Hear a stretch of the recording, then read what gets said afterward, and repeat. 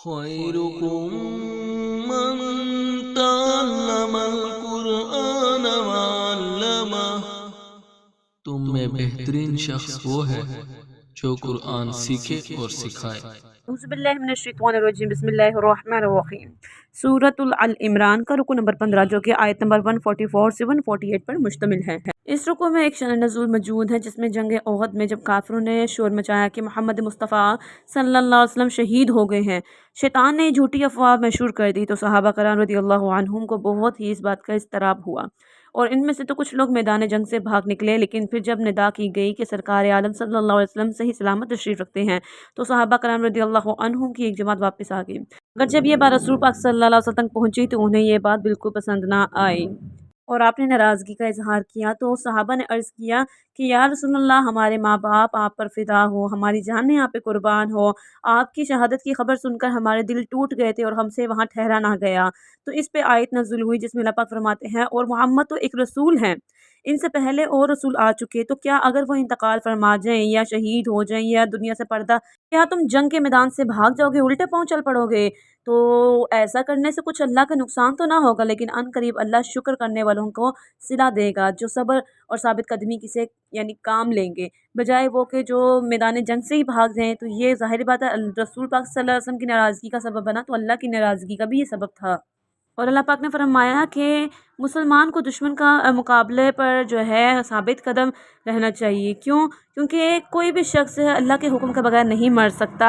جس کی موت لکھی ہوئی ہے نا، تو وہ بندہ وہ شخص خود اس جگہ کا خود طلبگار ہو جاتا ہے۔ اگر تم سمجھتے ہو کہ ہم میدان کے جنگ میں یعنی جہاد میں جائیں گے تو ہماری موت آئے گی، جب موت آئے گی تمہارے بستر پہ لیٹے ہوئے بھی تمہیں آ سکتی ہے، ایسا نہیں ہے۔ تو اللہ پاک ہر چیز پر قادر ہے، اس کے حکم سے جب تمہیں موت آئے گی تبھی آ سکتی ہے، چاہے تم جنگ کے میدان میں جو ہے ہزاروں تیر بھی اپنے جسم پہ کھا کر چھنی چھنی تمہارا جسم ہو جائے، لیکن جب تمہاری موت نہیں لکھی تمہیں نہیں موت آئے گی۔ تو زندگی اور موت صرف اللہ کے ہاتھ میں ہے، تو کیوں نہ یہ جان بھی جس کی دی تھی اسی کے لیے اسی کی اطاعت میں وار دیں، ٹھیک ہے۔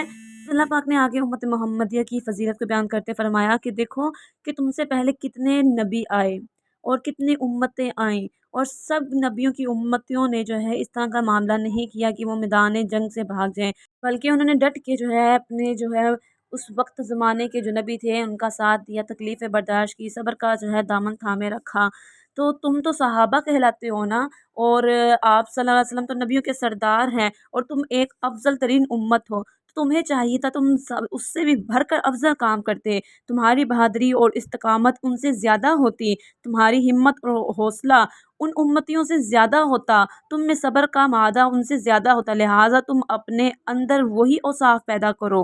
اس سارے معاملات سے ہمیں کیا سبق ملتا ہے کہ ہم امت محمدیہ ہیں۔ دیکھیں یہ جو امت محمدیہ کی جو اتنی بڑی دولت خزانہ بن مانگے ہمیں عطا کیا ہے، کیا ہم میں سے آپ میں سے کسی نے اس چیز کا مطالبہ کیا تھا؟ ہمیں تو بن مانگے سب کچھ ملا ہے، ہمیں تو اس چیز کا علم بھی نہیں تھا تو ہمیں علم بھی عطا کیا گیا ہے۔ آپ صلی اللہ علیہ وسلم کی امتی ہونے کے لیے تو آپ پیچھے پڑھ کے آ چکے ہیں، سورۃ البقرہ میں حضرت اسماعیل علیہ السلام، ان کے والد حضرت ابراہیم علیہ السلام، انہوں نے بھی اس متعلقہ دعا کی تھی کہ ہمیں حضور مصطفیٰ صلی اللہ علیہ وسلم کی امتی میں جو ہے اللہ پاک ہمیں ان میں سے بنا دیں، تو ہمیں تو بن مانگے سب ملا، تو ہم کیوں نہ شکر گزار بنے اور زیادہ اللہ کی رضامندی کا سبب بنے۔ پھر اللہ پاک نے انہیں صحابہ کرام جو ہے ان کی اس خطا کے متعلقہ جو ان سے ہوئی اس سے متعلقہ انہوں نے دعا اللہ کے ہاں حضور پیش کی کہ انہوں نے فرمایا قالوا ربنا اغفر لنا ذنوبنا واسرافنا فی امرنا وثبت اقدامنا وانصرنا علی القوم الکافرین،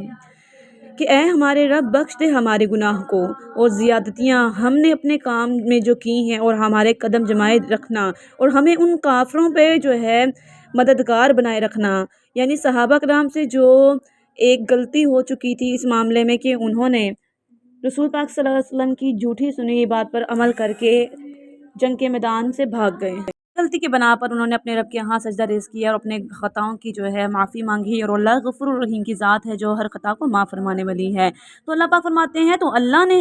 انہیں دنیا کا انعام دیا کیونکہ انہوں نے اپنی خطا پر اللہ سے جو ہے معافی مانگی اور اپنے گناہوں کی بخشش کے طلبگار رہے، تو اللہ نے فرمایا ہم نے انہیں دنیا میں انعام عطا فرمایا، اور آخرت کے ثواب کی خوبی اور نیکی والے اللہ کے پیارے ہیں۔ یعنی اللہ ایسے لوگوں کو پسندیدہ رکھتا ہے جو دنیا میں کی جانی خطاؤں میں اپنے رب سے ہی سجدہ ریز ہو کے اپنے گناہوں کے توبہ کے طلبگار رہتے ہیں۔ نمبر 16 جو کہ آیت نمبر 149 سے 155 پر مشتمل ہے۔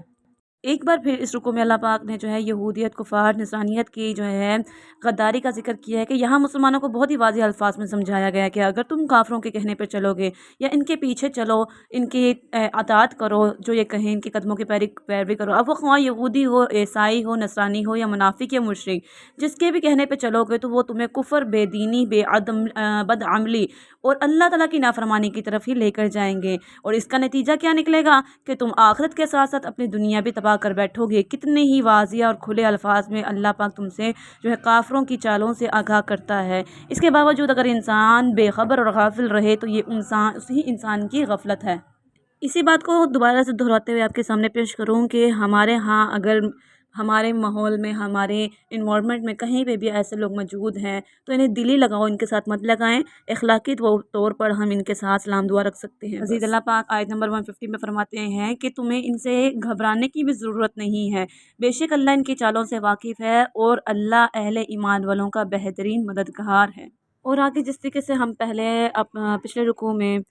غزوہ احد کا ذکر کر کے آ چکے تھے، جہاں پہ رسول پاک صلی اللہ علیہ وسلم کے حکم کی اطاعت نہ کرنے کے سبب سے غزوہ احد میں مسلمانوں کو شکست کا سامنا کرنا پڑا، اور وجہ کیا تھی کہ انہوں نے جو ہے پہاڑی کا درہ رسول پاک صلی اللہ علیہ وسلم کی حکم کے اطاعت نہ کی، اس مقام کو چھوڑ دیا۔ تو یہاں پہ اسی بات کا جو ہے ذکر کیا جا رہا ہے۔ اللہ پاک فرماتے ہیں بے شک اللہ نے تمہیں سچ کر دکھایا اپنا وعدہ جبکہ تم اس کے حکم سے کافروں کو قتل کرتے تھے، یہاں تک کہ جب تم نے بزدلی کی اور حکم میں جھگڑا ڈالا، یعنی غزوہ احد میں جو ہے مسلمانوں نے غلبہ پا لیا تھا دشمنوں پر، لیکن اس دورانیے میں جب آپ صلی اللہ علیہ وسلم نے ایک منافق کی بات نہیں چھوڑی، یعنی سنی تھی، جس نے کہا تھا کہ آپ مدینے کی حدود میں رہ کر جو ہے جنگ لڑیں، تو اس نے اپنی منافقت میں اتر کر جو ہے حضرت عبداللہ بن جبیر اور ان کے ساتھیوں کو جو ہے ورگلایا کہ تم یہ جگہ چھوڑ دو کیونکہ کافروں کو شکست مل چکی ہے، تم فتح پا چکے ہو، بہتر یہی نہیں ہے کہ تم مال غنیمت کو جا کے اکٹھا کرو اور یہ جگہ چھوڑ دو۔ تو کچھ صحابی وہاں سے ہٹ پڑے اور جا کے انہوں نے مال غنیمت کو جمع کرنا شروع کر دیا، جبکہ رسول پاک صلی اللہ علیہ وسلم نے واضح فرمایا تھا کہ جب تک میرا حکم نہ آ جائے تو اس مقام کو مت چھوڑنا۔ اور جب جیسے ہی انہوں نے وہ مقام چھوڑا تو پھر وہی بات ہوئی کہ دشمنوں کا غلبہ غالب آ گیا اور انہوں نے حملہ کیا، پھر جس کے سبب سے جو ہے بالکل جو ہے بات پلٹ گئی، پھر سے مسلمان جو ہے شکست کے گرفت میں آ گئے اور کافروں کو فتح حاصل ہوئی۔ اب اس آیت میں جو سبق ہمیں ملتا ہے وہ یہ ہے کہ حضرت رسول پاک صلی اللہ علیہ وسلم کی اطاعت ہمارے لیے کتنی کامیابی کا سبب ہے، کہ جب تک انہوں نے رسول پاک صلی اللہ علیہ وسلم کے حکم کے دامن کو تھامے رکھا تو وہ کامیابی کی طرف تھے، جو ہی اس دامن کو چھوڑا تو شکست ان کا مقدر بن چکی تھی۔ تو اس کو اگر ہم دنیا سے ریلیٹ کریں تو دنیا کے بہت سے معاملات ہیں، اگر ہم رسول پاک صلی اللہ علیہ وسلم کی اطاعت کے مطابق چلیں گے تو ظاہری بات ہے دنیا میں کامیابی ہے ہی ہے، آخرت بھی ہماری کامیابی کا مقدر بنے گی، لیکن جو ہی ہم رسول پاک صلی اللہ علیہ وسلم اللہ کی اطاعت کے مخالف چلیں گے تو یہ دنیا اور آخرت دونوں ہمارے لیے باعث حجت بن جائے گی، روز محشر ہمارے خلاف حجت قائم ہو جائے گی۔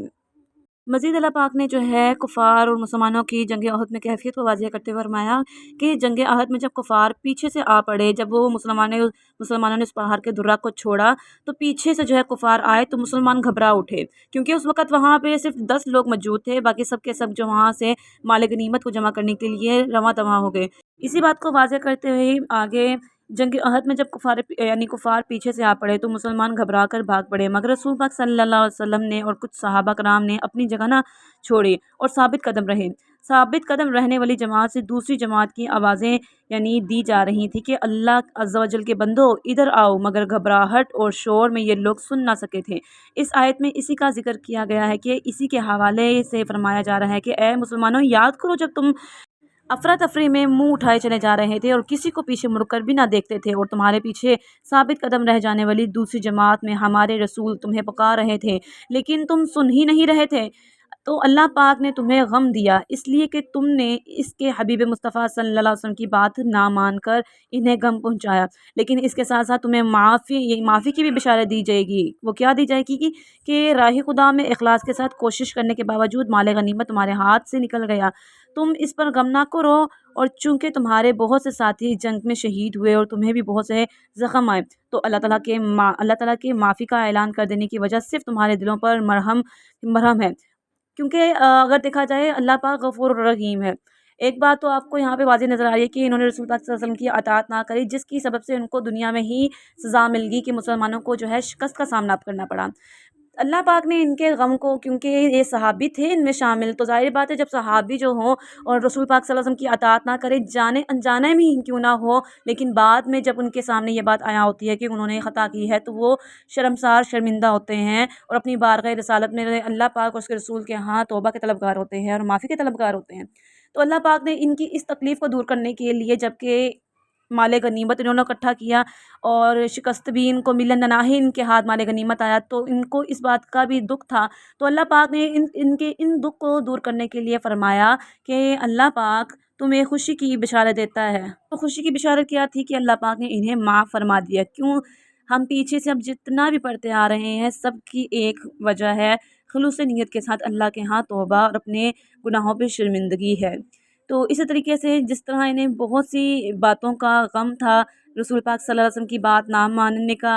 اور مال غنیمت بھی ہاتھ میں نہ آنے کا، جنگ میں بہت سے اپنے ساتھی جو ہے ان کو شہید ہو جانے کا، تو سب کی باتوں کا مرہم اللہ پاک نے ان کو معاف فرمایا۔ اس کے بعد اللہ پاک فرماتے ہیں کہ غزوہ احد میں تکلیف اٹھانے کے بعد اللہ کی طرف سے مخلص مومن پر خاص کرم نوازی ہوئی۔ وہ یہ کہ اللہ تعالیٰ نے ان کی پریشانی کو دور کرنے کے لیے ان کے غم کے بعد چین کی نیند ان کو عطا کی اور صرف مخلص صحابہ کرام رضی اللہ عنہم ہی پر اتاری کی۔ اس کی برکت سے مسلمانوں کے دلوں میں جو رعب اور ہیبت طاری تھی وہ ختم ہو گئی اور مسلمان سکون اطمینانیت کی کیفیت میں آ گئے۔ پر حضرت ابو طلحہ فرماتے ہیں کہ روز احد نیند ہم پر چھا گئی، ہم میدان میں ہی تھے کہ تلوار ہمارے ہاتھ سے چھوٹ جاتی تھی، پھر اٹھاتے تھے اور چھوٹ جاتی تھی، یعنی اللہ نے نیند کا غلبہ اتنا طاری کر دیا تھا کہ سب کو جو ہے مجبوراً سونا پڑا اور نیند کے بعد ہی ان کو سکون، ذہنی سکون عطا کیا گیا۔ پاک آیت نمبر 155 میں فرماتے ہیں، بے شک وہ جو تم میں سے پھر گئے جس دن دونوں فوجیں ملی ہوئی تھی، یعنی غزوہ یعنی جنگ احد کا ذکر ہے، جہاں پہ وہ درے سے ہٹ گئے تھے اور یعنی دشمنوں نے ان پہ حملہ کر دیا، اس بات کا ذکر ہے کہ دونوں فوجیں ملی تھیں، انہیں شیطان نے لغزش دی ان کے بعض اعمال کے بعض وجہ سے، اور بے شک اللہ نے انہیں معاف فرما دیا، بے شک اللہ بخشنے والا ہے۔ تو یہاں پہ بات فرمائی جا رہی ہے کہ وہ صحابہ کرام جو درہ کی پہاڑی پہ ان کو کھڑا کیا گیا اور ایک نصیحت کے سبب سے کہ یہاں سے ہٹنا نہیں، مگر وہ ہٹ گئے اور اسی وجہ سے دشمنوں کا غلبہ مسلمانوں پر ہو گیا۔ تو اللہ پاک نے فرمایا تھے تو وہ صحابی سچے مخلص دین اسلام کے، مگر یہ ہے کہ اپنی اس بھول کی وجہ سے ہے دشمنوں کو انہوں نے اجازت دے دی ان کے اوپر غالب آنے کی، تو ان کو اپنے گناہوں کی ندامت میں بھی تھی، تو اس وجہ سے اللہ پاک نے ان کی اس ندامت کی وجہ سے ان کو معاف بھی فرما دیا اور ان کی تکلیف کو بھی دور فرمایا۔ رکو نمبر 17 جو کہ آیت نمبر 156 سے 171 پر مشتمل ہے۔ اس رکو میں اللہ پاک منافقین اور کافروں کی ایک جو ہے خصلت کا ذکر کرتے ہوئے فرماتے ہیں کہ جو منافق اہل ایمانوں والوں کے ساتھ تھے،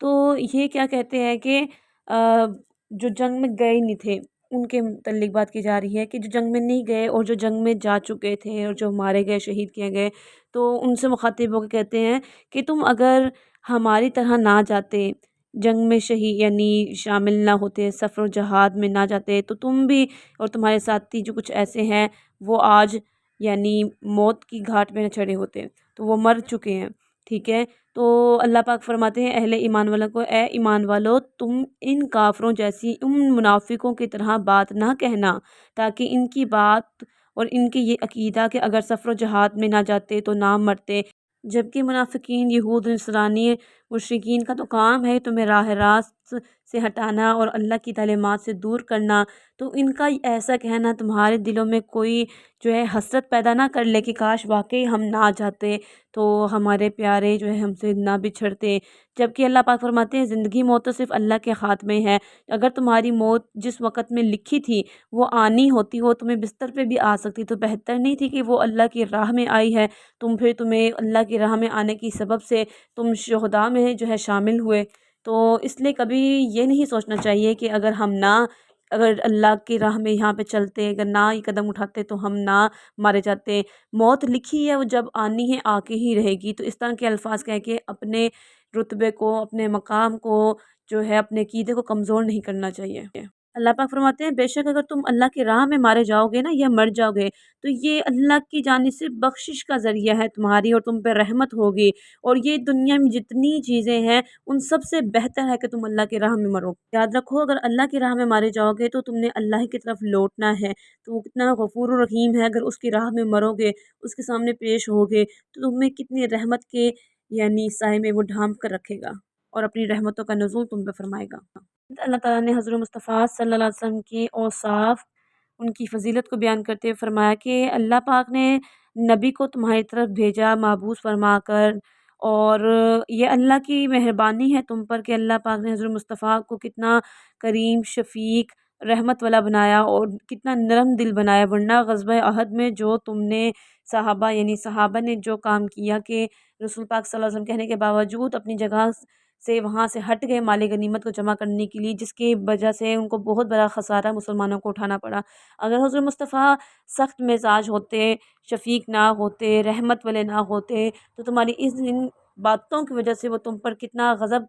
गुस्सा करते, ठीक है? तो जिसकी वजह से क्या होना था, अल्लाह पाक फरमाते तुमने नबी से दूर हो जाना था, लेकिन अल्लाह पाक ने उनके दिल को इतना नरम बनाया, शफ़क़त वाला बनाया, उन्होंने वहाँ पे भी जो है गुस्से का मुज़ाहिरा ना फ़रमाया, नाराज़गी का इज़हार ज़रूर किया, लेकिन जिस तरीके से आज हम एक-दूसरे को छोटी-छोटी बातों पे ज़लील और ख़वार करते हैं, ये मामला ना किया, बल्कि उनको बेहतरीन अंदाज़ से आप सल्लल्लाहु अलैहि वसल्लम ने आपके साथ मामला किया, समझाया, लेकिन बेरुख़ी ज़रूर दिखाई, नाराज़गी का इज़हार ज़रूर किया, लेकिन अल्लाह पाक ने आपको यहाँ पे भी तलक़ीन की कि आपको आपको चाहिए कि इनको यहाँ पे माफ़ फ़रमा दें, क्योंकि अल्लाह पाक ने भी इनको माफ़ फ़रमा दिया है, क्योंकि इनके दिलों में ना